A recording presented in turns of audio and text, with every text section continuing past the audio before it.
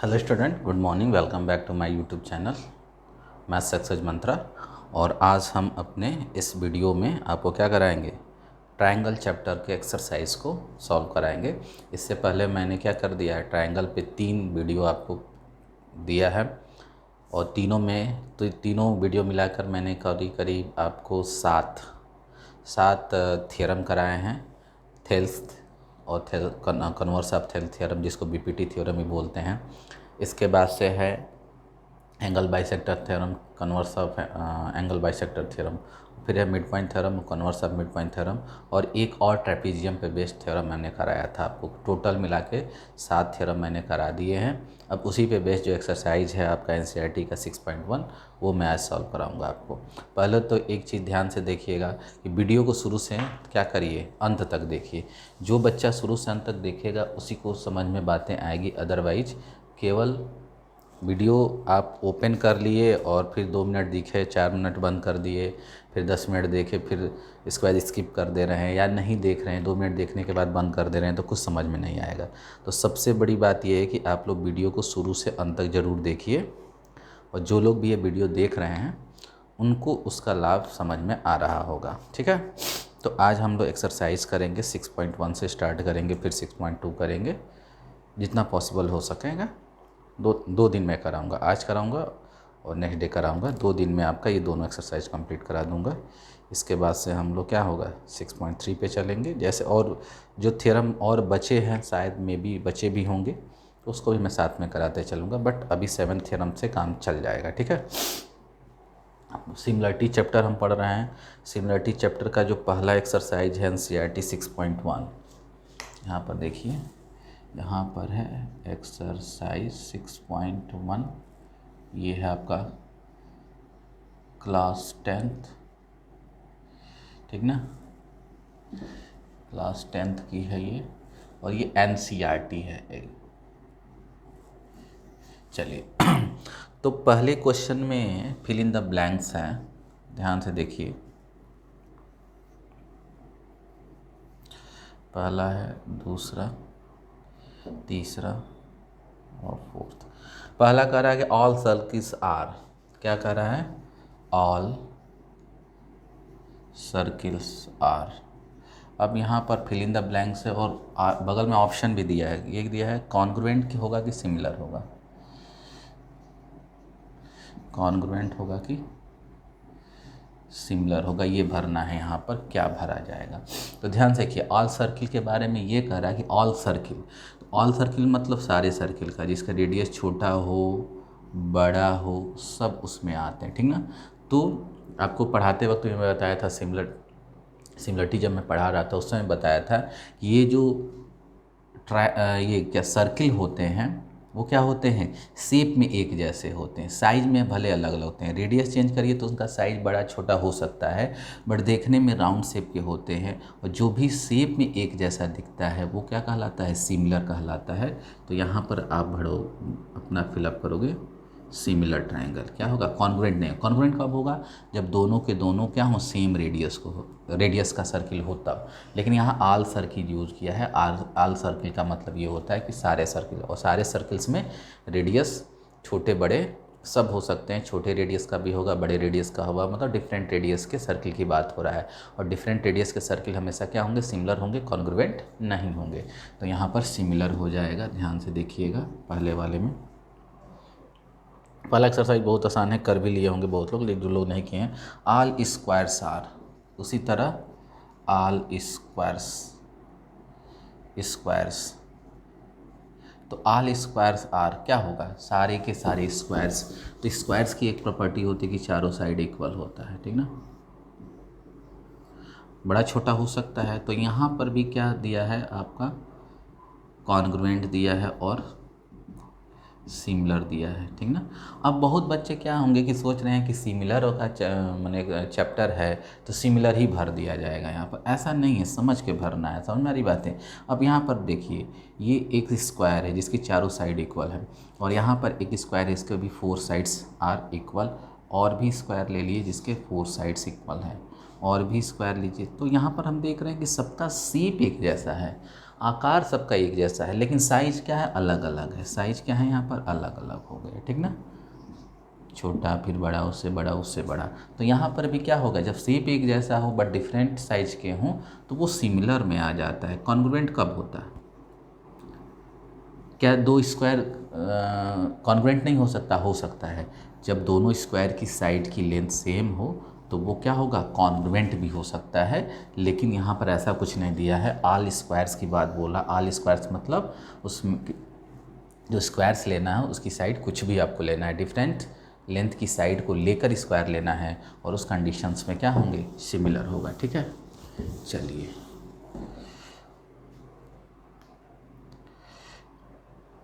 आगे है all.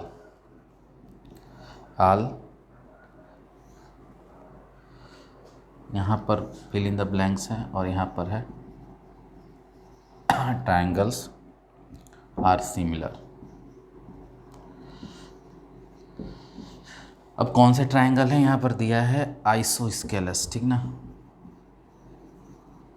Isosceles दिया है,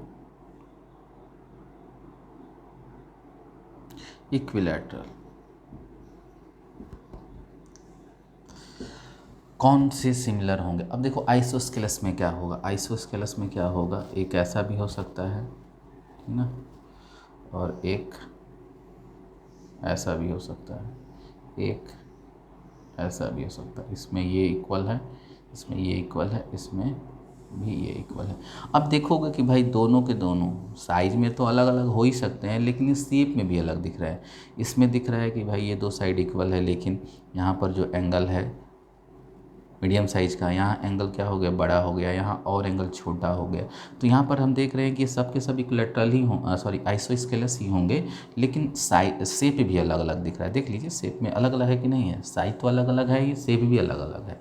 तो आइसोस्केलस के तो सिमिलर होने की चांस नहीं होता। इक्विलैटरल बनाओगे तो कैसा बनाओगे, इक्विलैटरल क्या बनता है, तीनों 60 बनाओगे, और जब तीनों 60 बनाओगे ना तो बड़ा बनाओ या छोटा बनाओ देखने में एक ही जैसा बनेगा, ठीक है ना। देखने में क्या होगा, एक ही जैसा बनेगा। जैसा ये शेप होगा वैसा ही ये शेप होगा, वैसा ही ये शेप होगा। लेकिन आइसोस्केलस में क्या होगा, क्या होगा, आप एंगल इसको दोनों को 50-50 कर दोगे तो उसका शेप कुछ और दिखेगा, दोनों 40-40 कर दोगे तो उसका शेप कुछ और दिखेगा, दोनों 10-10 कर दोगे तो शेप कुछ और दिखेगा। लेकिन इक्विलैटरल में क्या है, तीनों क्या बनाना है, 60 बनाना है, तीनों 60 बनाना है, तीनों 60 बनाना है। तो हम देखेंगे कि तीनों एक ही जैसे दिखेंगे। मतलब ये हुआ कि ऑल इक्विलैटरल होगा। यहाँ पर क्या होगा, इक्विलैटरल ट्रायंगल होगा। वो क्या होते हैं, आपस में सिमिलर होते हैं। चलिए ये हो गया, डिस्कशन चल रहा है। Two polygon of the same number sides are similar, ठीक ना। अब दिया हुआ है, लास्ट क्वेश्चन है इसमें, मतलब इस फिल इन द ब्लैंक्स में दिया है टू पॉलीगॉन। पॉलीगॉन मतलब जानते ही हो आप, सबके पास बुक भी होगा। आप the same number of side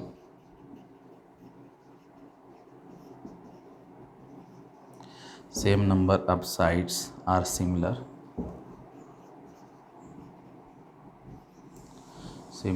if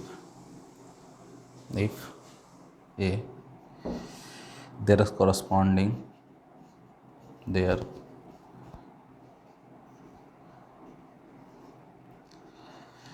corresponding angles are equal।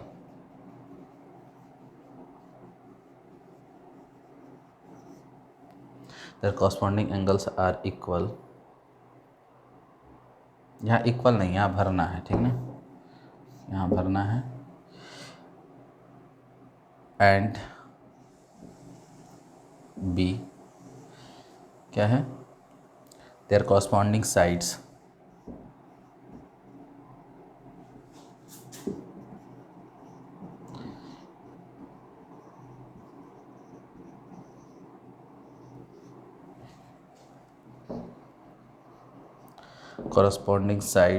Are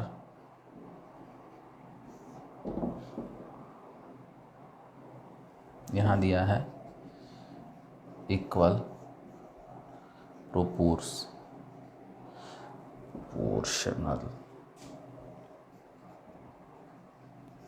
ये दिया हुआ है। चलिए, कह रहा है कि दो पॉलीगॉन, पॉलीगॉन मतलब जिसकी बहुत सी साइड्स हो, दो पॉलीगॉन हैं, लेकिन यदि दोनों में सेम नंबर ऑफ साइड्स हैं, मतलब दोनों पॉलीगॉन में 5 साइड है, दोनों पॉलीगॉन में 4 साइड है, दोनों पॉलीगॉन में 3 साइड है, दोनों पॉलीगॉन में 6 साइड्स है, तो वो सिमिलर हैं, वो सिमिलर है। कब? कंडीशन यहाँ दिया है, देयर कॉरस्पॉन्डिंग एंगल, एंगल क्या होना चाहिए? इक्वल होना चाहिए। अभी आपको हमने इससे पहले वाले क्वेश्चन में ये इक्विलैटरल में बताया कि जब एंगल इक्वल हो जाएगा तो सारे के सारे जो ट्रायंगल बनेंगे, मतलब सब 60-60 बना लो, या सबका 10-20 और इस तरह से मतलब डिस्ट्रीब्यूट कर लो, लेकिन एंगल क्या होने चाहिए? बराबर होने चाहिए। मतलब कहने का मतलब जैसे ये एंगल ले लिए, ये 60 हो गया, ये 70 हो गया और ये 50 हो गया। इसी तरह एक और ट्रायंगल लेंगे, ये 60, ये 70 और ये 50, भले ही इसकी लेंथ कितनी भी बड़ी कर दो तो दोनों के दोनों सिमिलर हो जाएंगे, एंगल इक्वल होने चाहिए, ठीक ना। तो वही बात है, दोनों के दोनों पॉलीगॉन होंगे जब एंगल क्या हो जाएंगे? इक्वल हो जाएंगे। और एंगल जब इक्वल होता है तो साइड सेम रेशियो में होता है, मतलब सेम प्रोपोर्शन में हो जाता है, तो यहाँ आपको प्रोपोर्शनल हो जाएगा, ठीक ना। तो ये हो गया आपका, ये चारों क्वेश्चन अच्छे से मैंने डिस्कस कर दिया, इसमें कोई चीज़ समझाने की ज़रूरत नहीं है। अब है give two different example pair of similar figures non similar figure. आपको क्या करना है? दो सिमिलर फिगर और नॉन सिमिलर फिगर का एग्जाम्पल देना है। चलिए देते हैं। क्वेश्चन नंबर 2 है आपका, इसमें कोई दम नहीं है, 6.2 में हम करेंगे, अभी थोड़ा सा देख लेते हैं। 2 कह रहा है कि सिमिलर फिगर, 2 डिफरेंट एग्जाम्पल जो सिमिलर है। तो पहला है सिमिलर फिगर के एग्जाम्पल, तो एक होगा आप इक्विलैटरल ट्रायंगल ले लो, इक्विलैटरल ले लो, 60 कर लो, 60 कर लो, 60 कर लो, 60 कर लो, 60 60, ये 2 2 2 4 4, लेंथ है 4 मैंने सेंटीमीटर में, ये सिमिलर हो जाएगा। और भी ले लो सिमिलर का, एक ये इक्विलैटरल क्या ले लो, स्क्वायर ले लो जिसकी साइड 3 है 3 है 3 है 3 है, और दूसरा आप क्या ले लो, स्क्वायर्स ले लो जिसकी साइड कितनी है, ले लो 5 5 5 ले लो, सेंटीमीटर में लिख लेना। तो ये क्या हो गया? एग्जाम्पल हो गया सिमिलर का, ठीक ना, एक जैसे होंगे, एंगल भी इक्वल हैं और साइड भी क्या होंगे? सेम प्रोपोर्शन में होंगे, कॉरस्पॉन्डिंग साइन। इसका रेशियो 3/5, इसका रेशियो 3/5, इसका रेशियो 3/5, इसका भी रेशियो 3/5। तो इसका मतलब अब नॉन सिमिलर का कह रहा है, 2 एग्जाम्पल है, तो नॉन सिमिलर का ले लो भाई, ये 30 ले लो, ये 40 ले लो, ये कितना लग 70 हो गया, 110 हो गया, और यहाँ पर हम देख रहे हैं इसको ले लो 50 70 और ये 60। तो ये नॉन सिमिलर फिगर होगा। साइड भले ना लिखो, लेकिन यदि कॉरस्पॉन्डिंग एंगल भी इक्वल नहीं हो रहे हैं तो हम ये कहेंगे कि ये कि नॉन सिमिलर है। इसी तरह दूसरे में पहले में 2 एग्जाम्पल और दूसरे में दूसरा एग्जाम्पल है, आप एक स्क्वायर ले लो 6 सेंटीमीटर का मे बी, ठीक ना, और आप एक क्या कर लो, रेक्टेंगल ले लो। अब यहाँ पर ये ले लो 8 का, ये 6 का, ये 8 का 6 का। तो भले ही एंगल आपस में इक्वल हो जा रहे हैं 90-90, लेकिन साइड सेम प्रोपोर्शन में नहीं है। ये 6/8 होगा और इसका 6/6 हो जाएगा। कहाँ है? सारे कॉरस्पॉन्डिंग साइड सेम रेशियो में होने, सेम प्रोपोर्शन, मतलब 6:8 का जो रेशियो है वही इस साइड का जो रेशियो होगा वही इस साइड का भी रेशियो आना चाहिए, वही इस साइड का भी रेशियो आना चाहिए, वही इस साइड का भी रेशियो आना चाहिए। लेकिन हम देखेंगे कि सारे साइड का रेशियो सेम प्रोपोर्शन में नहीं है, इसलिए ये भी क्या हो जाएगा? सिमिलर नहीं होगा। इसका करोगे तो 6/8 आएगा, लेकिन इसका और इस साइड का करोगे तो क्या आएगा? 6/6 आएगा। कहाँ इक्वल हो रहा है? नहीं इक्वल हो रहा है। इसका मतलब साइड सेम प्रोपोर्शन में नहीं है, तो नॉन सिमिलर होगा फिगर।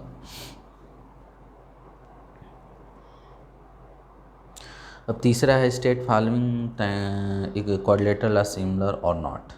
नीचे दिया हुआ है तीसरा नंबर, उसको आपको बताना है कि दोनों के दोनों सिमिलर होंगे कि नहीं होंगे। तो चलिए आइए देखते हैं। रीजन के साथ। NCERT का 6.13 है आपका दिया हुआ है, 1.5 1.5 1.5 1.5 PQRS, और ये दिया है ABCD 90 90 90 90 3। अब यहाँ पर देखो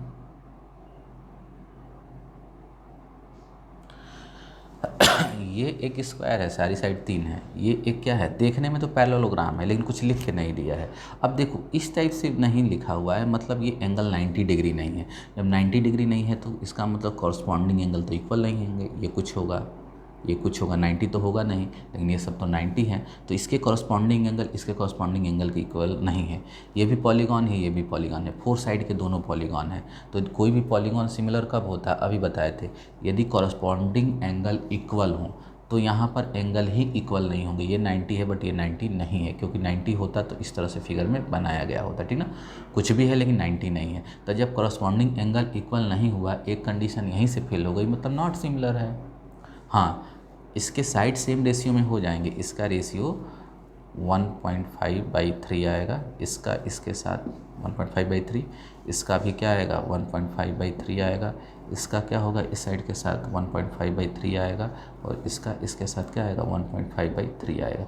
ये तीनों क्या होंगे, सेम रेशियो में होंगे, ऐसा नहीं है, ये तीनों सेम रेशियो में होंगे, बट इसके कॉरस्पॉन्डिंग एंगल आपस में इक्वल नहीं है, क्योंकि पॉलीगॉन को क्या होने के लिए, सिमिलर होने के लिए ज़रूरी है कि दोनों के दोनों नंबर ऑफ़ साइड्स इक्वल हो। तो नंबर ऑफ़ साइड तो इक्वल है, यहाँ भी 4 साइड्स हैं, यहाँ भी 4 साइड्स हैं, कॉरस्पॉन्डिंग एंगल इक्वल होने चाहिए, बट कॉरस्पॉन्डिंग एंगल यहाँ इक्वल नहीं है, एक कंडीशन फेल हो गई, और ये 3 कंडीशन में से एक कंडीशन फेल हो गई, इसका मतलब ये सिमिलर नहीं होगा, ठीक है। चलिए, तो ये तो हो गया 6.1।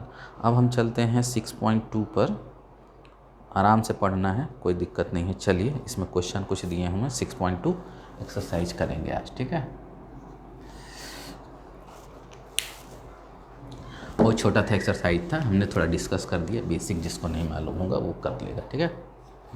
तो पहला क्वेश्चन दिया है, एक फिगर दिया है। पहले क्वेश्चन में ध्यान से देखिए, पहले क्वेश्चन में एक फिगर दिया हुआ है इस तरह से, ABC, और ये आपका इस तरह से दिया हुआ है DE, ये दिया 1.5 सेंटीमीटर, ये दिया 1 सेंटीमीटर। अब आपसे पहले क्वेश्चन में, पहले में ये दिया है D पैरेलल टू BC दिया है, D पैरेलल टू BC दिया है, फाइंड AD। दोनों फिगर में, इन फिगर 1 और 2 दो फिगर दे, इसमें एक है, दूसरा है आपका, ध्यान से देखिए,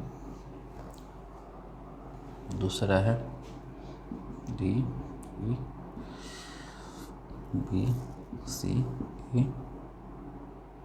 7.2 5.4 सेंटीमीटर 1.8 सेंटीमीटर, ये इसके पैरेलल है। ये भले फिगर ना दिख रहा हो लेकिन ये पैरेलल है, बना लीजिए, थोड़ा सा पैरेलल ही बना लीजिए। अब दोनों में आपसे AD पूछ रहा है, नहीं, पहले वाले में क्या कह रहा है AD, और दूसरे वाले में क्या कह रहा है आपका, नहीं, फाइंड EC इन फर्स्ट, ये फाइंड करने के लिए पहले वाले में EC कह रहा है, दूसरे वाले में AD कह रहा है। बहुत ही आसान सा क्वेश्चन है, ठीक ना, थेल्स थ्योरम लग जाएगा, क्योंकि दिया है कि DE क्या है, BC के पैरेलल है, और DE यदि BC के पैरेलल है तो थेल्स थ्योरम कहता है कि ये वाला DE जो है इन दोनों साइड को सेम रेशियो में डिवाइड करेगा। इसका मतलब AD/DB = AE/EAC, और जैसे ही अप्लाई करोगे x निकल के आ जाएगा। तो लिखिए पहले वाले का solution, hence DE is parallel to BC, therefore by Thales theorem, ठीक ना, क्या हो जाएगा AD/DB = AE/EC। अब AD की वैल्यू 1.5 होगा और DB की वैल्यू 3, और ये 1 और ये x, क्रॉस मल्टीप्लाई कर दो तो 1/5 इसका यहाँ इसका तो हो जाएगा 3, एक्स इक्वल टू क्या 3/1.5, तो एक्स की वैल्यू क्या हो जाएगा 2 सेंटीमीटर हो जाएगा। इसी तरह सेम है जिसको कर लेंगे, इसमें कोई वही बात है। फिर यहाँ भी इसके पैरेलल है तो ए डी बाई क्या होगा D B equal to A by इसी क्रॉस मल्टीप्लाई करके एक्स निकाल लेना है, तो कर लेंगे आप लोग, इसमें ज़्यादा टाइम हम वेस्ट नहीं करना चाहते हैं। अब क्वेश्चन नंबर 2 में आ जाइए, ठीक ना। चलिए क्वेश्चन नंबर 2 में ये क्लास थोड़ी इजी है, नेक्स्ट क्लास मज़ा आएगा, ठीक ना। जो टफ क्वेश्चन होंगे उसको इसमें डिस्कस कर देंगे। क्वेश्चन नंबर 2 में भी एक फिगर दिया हुआ है, क्वेश्चन नहीं दिया, मैंने फिगर नहीं दिया, आपको बनाना पड़ दिया है। E and F are the point on P Q R, triangle P Q R बना लीजिए। पी क्यू आर एक ट्राइंगल दिया है, पी क्यू आर में दिया है कि ई पी क्यू पर एक पॉइंट है ई, और एफ क्या है पी आर पर है, और वे अदर ई एफ क्या है क्यू आर के पैरेलल है ना। अब पहला क्वेश्चन, अच्छा पूछ रहा है वेदर किस किस कंडीशन में ये पैरेलल होगा, सॉरी पहला केस दिया हुआ है पी की वैल्यू कितना हो गया 3.9 सेंटीमीटर, ई क्यू कितना दिया है 3 सेंटीमीटर, और पी एफ कितना दिया हुआ है 3.6 सेंटीमीटर, और एफ आर कितना दिया हुआ है 2.4 सेंटीमीटर। आपसे ये क्वेश्चन दिया कि यदि ये कंडीशन है तो क्या ये इसके पैरेलल होगा पहले क्वेश्चन में, तीसरे के पहले में, ठीक ना,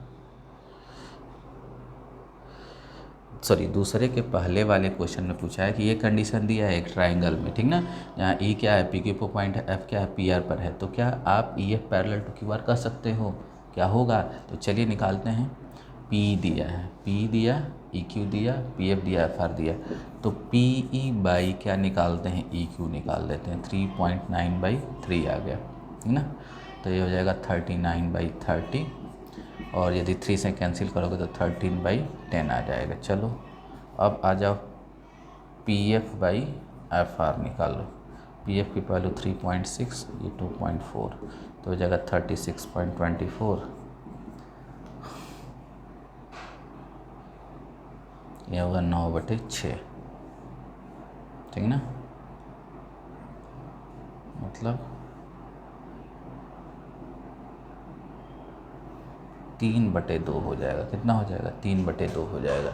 ये 39/3 तो क्या होगा 39/30, 3 से कटाएगा 13 नहीं है। तो यहाँ पर हम देख रहे हैं कि P E by E Q is not equal to P F by F R. भाई P E by E Q कितना आ गया 13/10, P F by F R कितना आ गया 3/2, मतलब दोनों आपस में इक्वल नहीं है। जब वो दोनों इक्वल में नहीं है इसका मतलब पैरेलल नहीं होगा, क्योंकि कन्वर्स ऑफ थेल्स थ्योरम कहता है यदि ये दोनों रेशियो सेम प्रोपोर्शन में हो जाएंगे, इनका रेशियो उतना ही होगा जितना कि इनका और इनका होगा, तो ये ई एफ इसके पैरेलल होने लगेगा। तो लिखिएगा this implied that by converse of Thales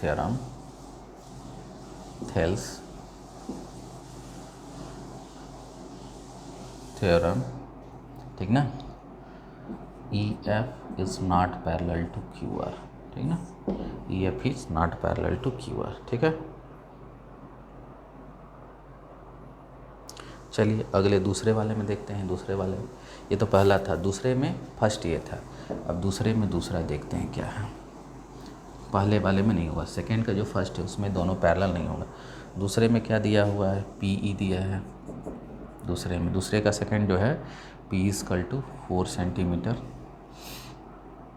Q E बराबर 4.5 centimetre, P F equal to कितना दिया है 8 सेंटीमीटर, और आर एफ इक्वल टू दिया है 0.63 सेंटीमीटर। लिख लो पी कितना है 4, क्यू ई कितना दिया है 4.5, पी एफ कितना दिया है 8, और आर एफ कितना दिया है 0.63। चलो फिर वही निकालते हैं, पी ई बाई क्यू या ई क्यू निकालो, क्या होगा 4/4.5, ये हो जाएगा 40/8, 45, 10 से मल्टीप्लाई कर दोगे तो ये हो जाएगा 8/9। चलिए अब निकालिए P F by R F. तो पी एफ कितना हो गया आपका 8 और आर एफ कितना होगा 0.63। ये हो जाएगा 80/63। तो कुछ भी कैंसिल नहीं होगा, तो ये आ गया 8/9, समझ में आ रही बात है। और R F by P F by इतना होगा 63। तो हम देख रहे हैं कि कुछ गलत लिख दिएगा। अरे यार क्वेश्चन गड़बड़ हो गया। ये 8 है और ये 9 है, सॉरी ये 9 है, क्वेश्चन गड़बड़ हो गया 9। तो ये हो जाएगा 8/9। क्लियर हो गई भाई। P by E Q, P by Q E मैंने ई क्यू मतलब क्यू ई 4/4.5, 10 से ऊपर नीचे मल्टीप्लाई करो 40 बाई क्या हो जाएगा 45 हो जाएगा। भाई आप डेसिमल को हटाने के लिए आप ऊपर नीचे 10 से मल्टीप्लाई कर दीजिए। 40/45 इसको सिंप्लीफाई करेंगे 4 से अरे 5 से कैंसिल करेंगे तो 5 बैठ जा, 5 9 जा, 8/9 आएगा। और P F by R F 8/9 already हो जाएगा यहाँ से। तो यहाँ पर हम देख रहे हैं कि P E by E Q equal to आएगा P F by R F. This implied that by converse of Thales theorem, ठीक ना, कॉन्वर्स ऑफ थेल्स थ्योरम क्या हो जाएगा E F parallel to Q R, ये हो जाएगा।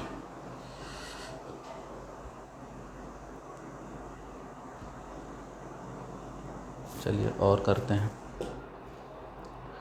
ऐसे ही दिया हुआ है आपका पी क्यू। चलो इस क्वेश्चन को थोड़ा करना ज़रूरी है।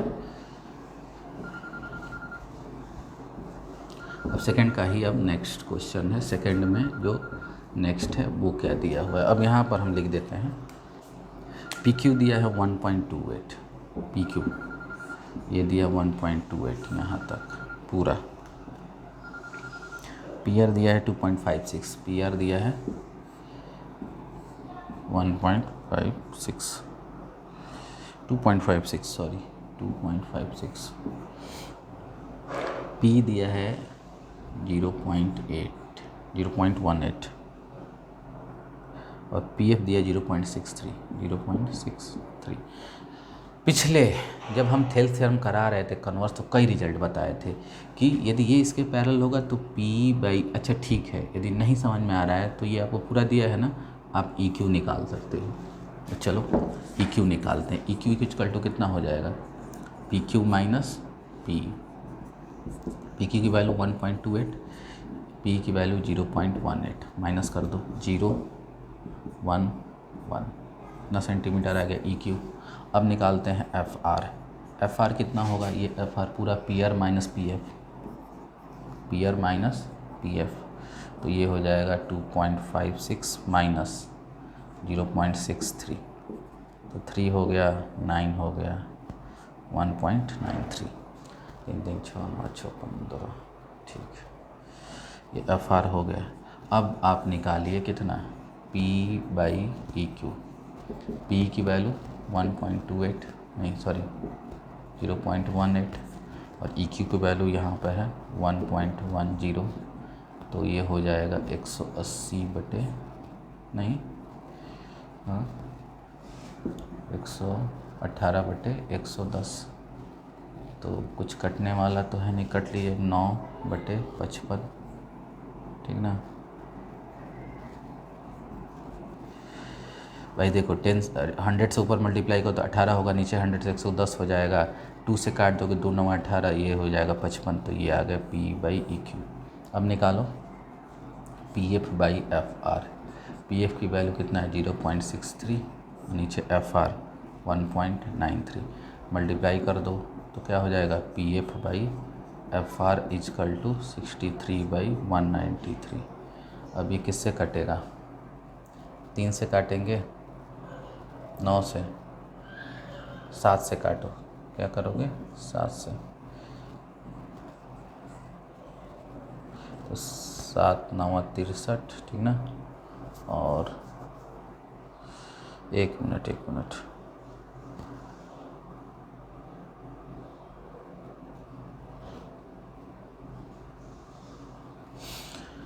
रुक जाइए 1 मिनट, इसमें क्या दिया है 128 माइनस 0.8 करोगे तो कितना होगा 0.1, ठीक है।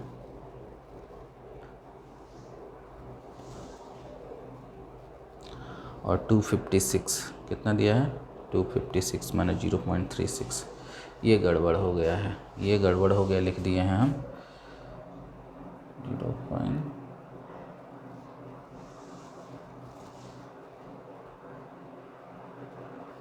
ये देखो ये गड़बड़ है, ये 36 है, कितना है 36 है। क्वेश्चन देख लीजिएगा, ये क्या है आपका 36 है, तो माइनस कर दोगे तो कितना होगा 0 और ये हो जाएगा 120 1.2। 1 मिनट, तो पीएफ कितना हो गया 0.36 by 1.20। This imply that PF by FR equal to 36 by 120। अब यहाँ पर तभी भी नहीं आ रहा है क्या यार 256, 1 मिनट 6, ये 2 होगा 220 हो जाएगा 220। अब काटो इसको, 4 से काट दो, तो 4 से काट दोगे तो हो जाएगा P F by F R equal to 4 9 के 36, 4 से 4 5 20, 4 5 20। तो हम देख रहे हैं कि ये भी 9/55, ये भी 9/55 आ गया दोनों। इसका मतलब क्या हो गया P by E Q equal to क्या हो जाएगा P F by F R हो जाएगा, और this imply that E F parallel to Q R हो जाएगा। देखो ये थोड़ा सा टफ हो गया, क्यों हो गया, ये हम निकाल दिए और ये निकाल दिए, बिना इन दोनों के निकाले, इसके बिना निकाले भी अपना काम हो सकता था, ठीक है ना। आप ये निकाले फिर ये निकाले, ये सुधार लीजिएगा, ये है ये निकाले, इसके बाद से फिर इसका रेशियो इसका रेशियो निकाले, दोनों इक्वल 9/55 9/55 आ रहा है, तो हमने बोला कि ये क्या हो जाएगा पैरेलल हो जाएगा। लेकिन इसको दूसरे तरीके से भी हम कर सकते हैं, चलिए 1 मिनट में बता देते हैं। आप डायरेक्ट क्या निकाल लीजिए P E by P Q. P by P Q क्या होता है 0.18 बाई 1.28, तो हो जाएगा 18/128, 2 से कट जाएगा ना, 2 से काट दो, 2 9 18, 2 6 12, 2 6 ये आ गया। और इसके बाद पी एफ बाई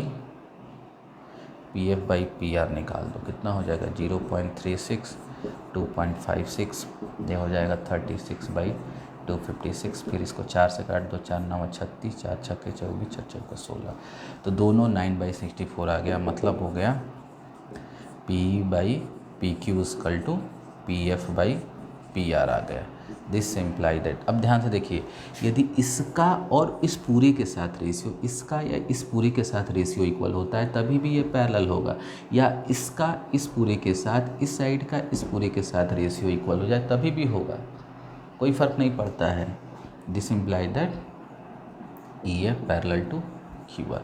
ये हमको बताए भी थे, ये रिजल्ट जब कन्वर्स बता रहे थे थेल्स थ्योरम, तो वो सारे पॉसिबल केस बताए थे कि ये जब पैरेलल होगा तो कौन कौन से कंडीशन बनेंगे। यदि किसी को नहीं मालूम है तो वो फर्स्ट वीडियो मेरा ज़रूर देखेगा, ठीक है ना। तो आज हमने आपको जो क्वेश्चन बताया है 2 तक करा है, ठीक ना। अब जो असली क्वेश्चन है 3 से है, ठीक ना, और मैं एक दिन और लेके आऊँगा 3 से सारे क्वेश्चन करा दूँगा। आज इतना देखिए, वीडियो को शुरू से अंत तक ज़रूर देखिए और हर क्वेश्चन को टच करिए। यदि आप कर लेते हैं तो अच्छी बात है, कर लिए हैं तो अच्छी बात है, बट वीडियो को शुरू से अंत तक ज़रूर देखा कीजिए। और फिर मैं नेक्स्ट डे नए टॉपिक के साथ आपके सामने हाजिर हूँगा। तब तक के लिए धन्यवाद।